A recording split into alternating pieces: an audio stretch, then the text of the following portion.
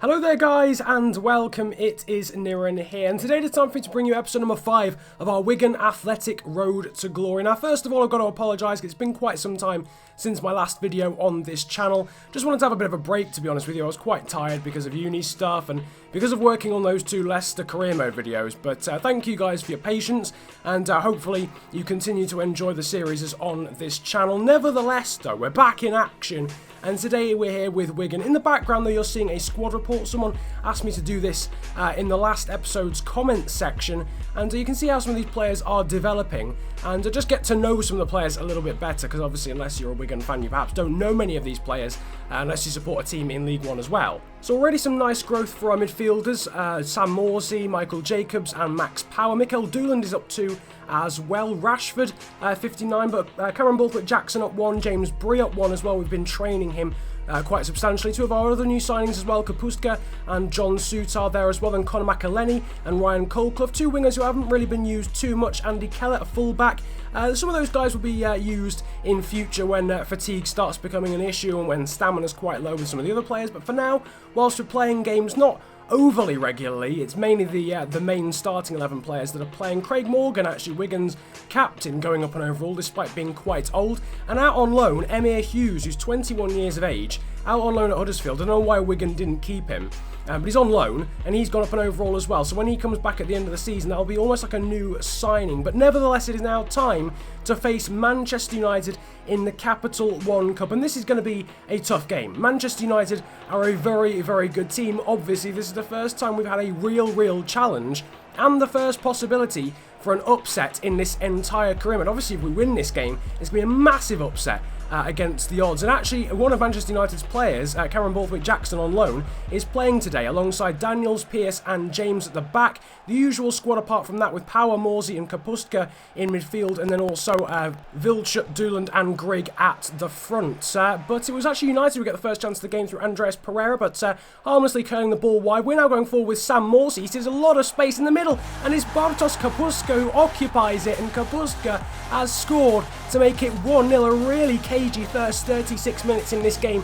Only one half chance for United. We go forward for the first time in the game, and Sam Morsey with a beautiful through ball through the centre, and it's that man again, Kapustka, our number 10. After signing him from the Polish team Cracovia, who's been fantastic so far. We're going forward again though in the 41st minute. Vilchut there being found by Grigg. It comes back to Grigg, and on the half volley he forces a fantastic save out of Sergio Romero, and at the moment we are on top in this one. Going forward now into the second half. Will Grigg finding Kapustka again. 2 touches but a fantastic save from Romero. Kapustka gets taken down and can't get up in time to nod the ball home.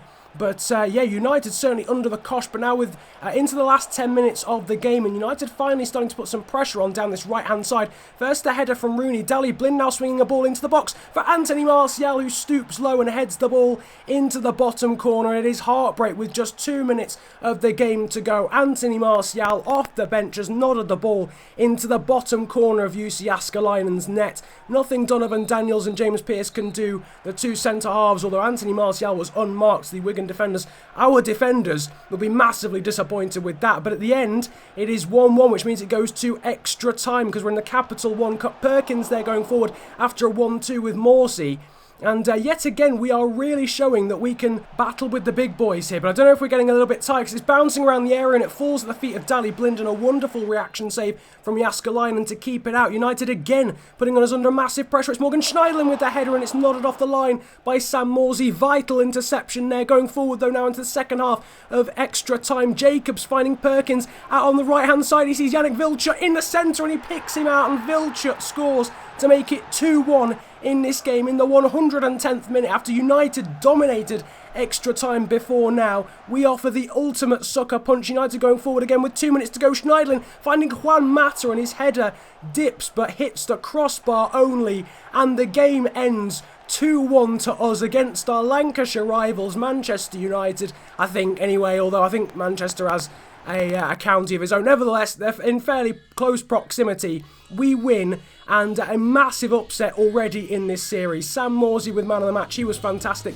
That clearance off the line, allowing us to go on and win the game in the end. Kapustka as well, of course, scored the first goal. He got a 7.5 rating as well, and we progress to the next round of the Capital One Cup. And after that fantastic result against a much bigger team than ourselves, we're looking at some free agents, and we've got 4 in the background. An Egyptian left-back before now, Dean Furman, a central midfielder from South Africa, Hao Junmin, a Chinese right winger, and also Ilyan Mitsanski, a Bulgarian striker. Now, a lot of you guys in the comment section last time telling me that I should be looking at free agents. Obviously, because we are a League One team, you know, there's some good players in there. I mean, they were all 67 overall, all of those players, and, you know, our best player is only 70. So that's you know, a very good overall for us to have. So we're going to look at some of those guys, but for now, it doesn't seem as if we need to strengthen in any of the positions that those players occupied.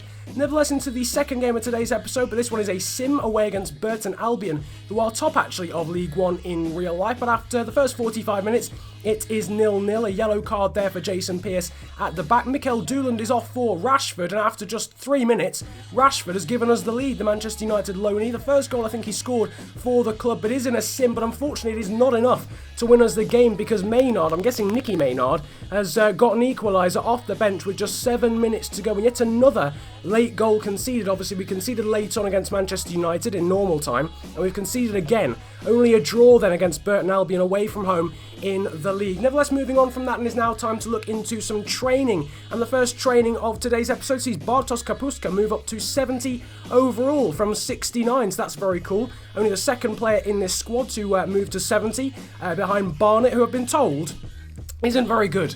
I should leave him on the bench, and I have started doing that. Donovan Daniels is playing instead of him. But yeah, Kapustka is up to 70 overall. James Bree and Mikel Dooland are also being trained at the moment as well to try and get them up and overall. Seeing as they're all so young, they're all 17 or 18, they'll grow very quickly through training. Nevertheless, it is now time for the second played game of today's episode, and it's against Millwall. Now, Millwall are in the playoffs in League One, which means this is going to be a very tricky game away from home against them. So we're going to have to try and pull something out the bag in order to get a result here. But obviously we did so just a few minutes ago by beating Manchester United in the Capital One Cup. So if we continue that form, we should hopefully get something out of today. Max Power comes into the side for Michael Jacobs, and Bree is also in for Borthwick Jackson. And Sam Morsey there with the first action of today's game seems to have been fouled there by the Millwall attacker. But Millwall are still going forward. Bad decision from the referee. It's a touch there from Abdu, and oh my word!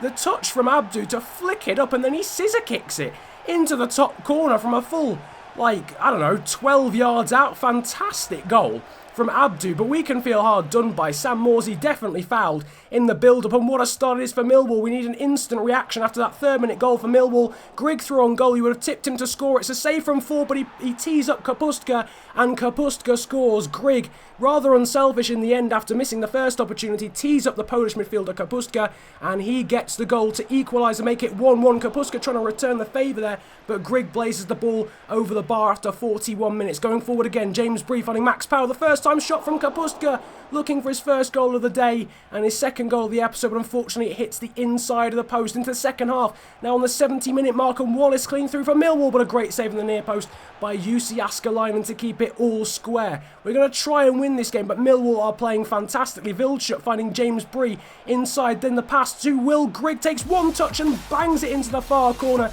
on his left foot, and this guy yet again, our number 9, just does not stop performing miracles. A fantastic goal, teed up by Bree, one touch to turn, and then blasts it into the far corner on his weaker foot. Going forward again, Sam Morsey, with just 13 minutes of the game to go, picks out Will Grigg, and on the volley, almost an absolutely sensational goal. Grigg has the smell for goals now. He's got the confidence to try and get a second in the game. But Millwall are going forward now. Jaskalainen punching straight clear to a Millwall attacker. It's been passed around lovely, or brilliantly even, by Millwall, and Millwall have equalised, and yet again we've conceded a late equaliser, yet again in the 83rd minute, like the Burton game.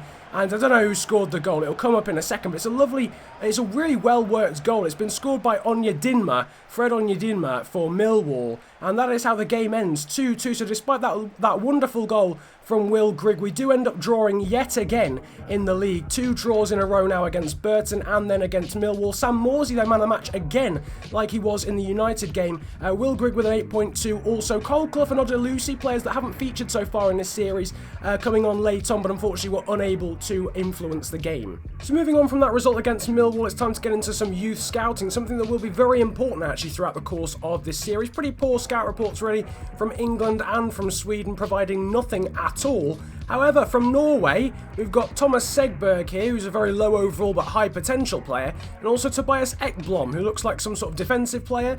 Segberg is definitely some sort of attacking player. He's either a midfielder or a striker, whereas Ekblom is either a midfielder or a defender. We're going to sign both of those guys. Despite them both having really low overalls, they have both got very high potential. So now our youth academy consists of 2 Swedish players and 2 Norwegian players. We'll continue our recruitment in future episodes. I think that was our last scout report from Sweden and from England, I'm not entirely sure. Now it is time though, however, to get into the 4th game of today's episode against Notts County at home, but in a sim. You can see the squad there. No real changes, I don't think, apart from Daniels and Barnett. Barnett's into the side. Chow is in as well. Perkins into the side too. But Will Grigg, the ever-present Will Grigg, has given us a goal in the 49th minute. Can we hold on to that result? No, we can't, because Smith, the Notts County player, gets an 88-minute equaliser, but thankfully we win on penalties there in the Johnston Paint Trophy. I think that is the 2nd round of the Johnston's Paint Trophy, so we win 4-3 on penalties, so we progress to the next round of that. However, at a cost, Cameron Borthwick-Jackson out for 3 weeks after spraining his ankle in that game, which is of course not ideal, but it's a win nevertheless on penalties. But yet again, a late equaliser being conceded by ourselves. But as you can see, off the pitch, we've got a very interesting offer indeed, because already in this career mode, we've got an offer from the Wales national team. Now, one thing I will say is you can't scout youth players in Wales. That's one thing that's deterring me from accepting this. But in the description, there'll be a straw poll for which you can decide whether I should take that job offer or not for the Wales national team, or whether I should just not take national team offers whatsoever. That will also be an option in the poll. Now, talking about national team players, we're missing a few, because Kapustka and Jaskalainen are away on international duties, and that may not help us in our cause to really just avoid conceding last-minute goals and late goals in games that are going to lead to us not actually winning. So we're going to try and not do that here in this 5th game, the final game of the episode against Bury, because so far in this episode, it's plagued us all the way through. Martial and also the Millwall game as well. So we're at home then against Bury in League 1. This is a league game, and Will Grigg yet again has scored. That's his 9th goal of the season. He has, however, missed a penalty in the 25th minute, but that has been atoned for by Yannick Vilcher, who makes it 2-0 in the 35th minute. So goals from Vilcher and Grigg so far in this one mean that we are 2-0 up in the first half, and Donovan Daniels has really secured the victory by getting a third, the right back, or the centre back playing at right back, sealing the win, a 3-0 victory at home against Bury in the league. Not too many goal scorers, it has to be said, in this episode, I don't think. Rashford scored, Vilchut scored a few, Grigg scored quite a few. But apart from that, I don't think we've actually had any other goal scorers, apart from Donovan Daniels. So, as you can see, though, moving on, and Bartosz Kapustka is going up again. He's 71 overall. That's 2 overall that he's gone up in this episode. We got him from 69 to 70, and then he grew a bit because it was the end of the month, and now he's 71 overall. And we're now switching over to a few other players being trained, including Michael Jacobs, along with Dooland and Bree, who were being trained before, and also our best Swedish Youth Academy player, Philip Volden, the central defensive midfielder, so he's being trained as well to try and get him to 54 overall, and of course beyond. As well, if there's any players that you want me to train in future episodes, don't forget to drop that in the comments section. If there's any specific players you want me to train, preferably the younger players, between 24 or below, or preferably 21 or below. That's where you'll get the most impact out of training players. But if there are any players that you desperately want me to train, drop that in the comments section below. At the end of today's episode, though, we are 2 points clear despite 2 disappointing draws against Burton and Millwall respectively. Peterborough sitting in second, 4 points clear of Southend, Colchester, Rochdale and Barnsley, who occupy the playoff positions. so good starts to the season for them. Burton, of course, who we drew with as well in that sim, are just outside the playoff positions, with Crewe Alexandra, Shrewsbury Town, Oldham Athletic and Swindon Town occupying the relegation zone. Not a very good start to the season for Swindon whatsoever. No wins for them so far, but nevertheless, I hope you've enjoyed today's episode of Wigan Athletic Road to Glory. Feel free to hit the like button if you did, and subscribe if you're new around here as well. Comment about enjoying the video if you enjoyed it that much. Don't forget to vote on the straw poll about Wales, and also comment about what players that should be trained for next episode. It's been a pleasure ranting at you guys today. Have a good day, enjoy yourselves, and goodbye. No, that's not me. Act like a waste man, that's